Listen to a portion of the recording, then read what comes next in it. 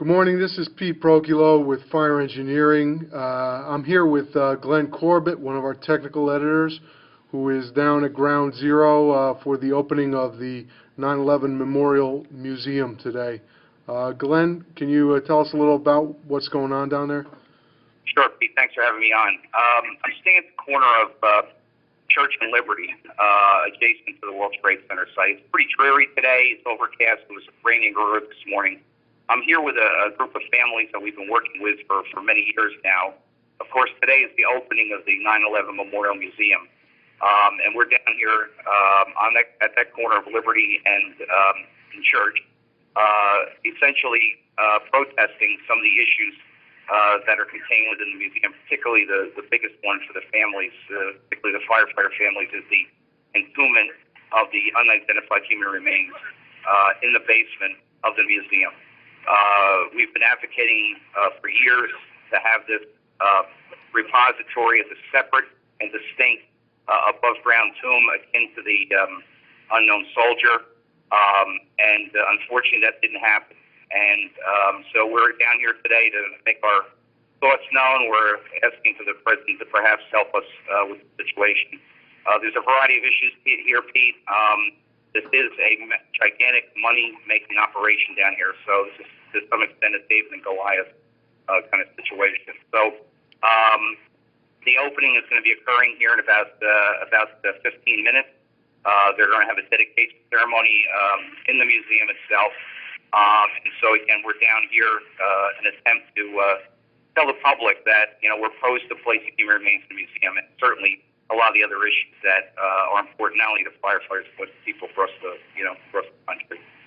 And so, Glenn, have any of these issues that you've raised been addressed in any kind of substantive way, or have you been able to? Have you seen your communications? Any evidence of it having any effect whatsoever? Or what's been the communication situation like? Well, we've basically been shut out. I mean, there really hasn't been any communications. We've simply asked for a meeting with the mayor, the new mayor, Mayor de Blasio, to discuss these issues. We want to tell them that we did our own survey a couple of years ago through a family member specifically about the human remains, and we polled about 1,000 people, 1,000 different distinct families, and we got a response to about 300 facts. And of those 300, these are 300 different families. 94.5% of them, 94.6% of the families were opposed to the placement of the remains inside the museum in the basement. They wanted it, again, is what we were calling for today, a tomb of the unknowns at an above-ground location. Pete, it's sad that the trees down here and this urban park that they've created with the memorial pools is more important than the people that died here that day. And so that's why we're trying to, get the word out. But unfortunately, we've been met with a lot of, basically blank stares and brick walls. We haven't really been able to do anything, for us and everything. So in any case, we're down here. You can hear the family members here in the background.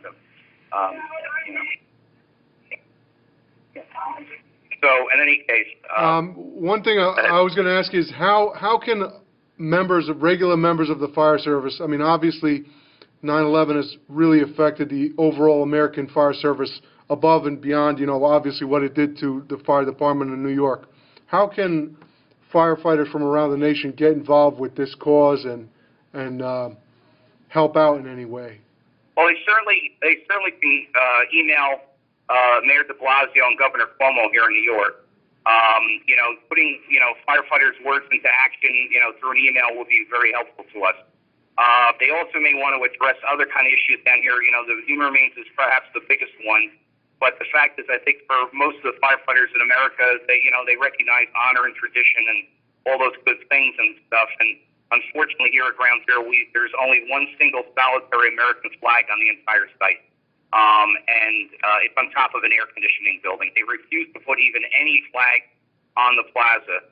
And Pete, what they're trying to effectively do, and they've come out and said that they want to make this an urban park, a place where people can come and eat their lunch, enjoy the day, perhaps reflect from moment to moment with the pools, but effectively integrate this into the entire city. And of course, we would never expect that to happen at Pearl Harbor or Gettysburg or any kind of American shrine, basically. And unfortunately, it's the complete opposite here at Ground Zero. So I think, again, just contacting their own federal legislators, we believe that, for example, going forward, that this museum is going to cost, the memorial is going to cost $60 million a year to operate. That's much in excess of pretty much any national park in America, basically.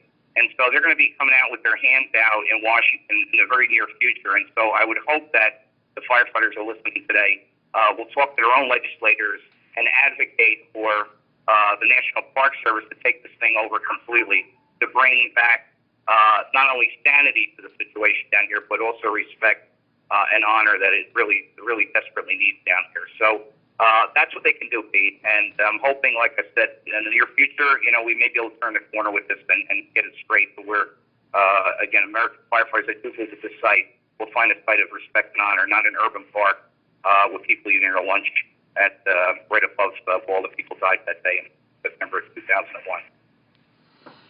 All right, Glennie. Well, thank you for the update. Any closing words or takeaways? No, I think, Pete, like I said, this is going to be an ongoing effort for several years, and we're just going to keep following it. The 343 firefighters that day that were killed and the one fire patrolman, they deserve honor and respect along with all the other people down here. And this, unfortunately, has become a gigantic money-making operation, and it certainly shouldn't be. So, again, Pete, thanks for having me on today, and I'm hoping, like I said, that the next time we're on that we'll have a much different story to tell.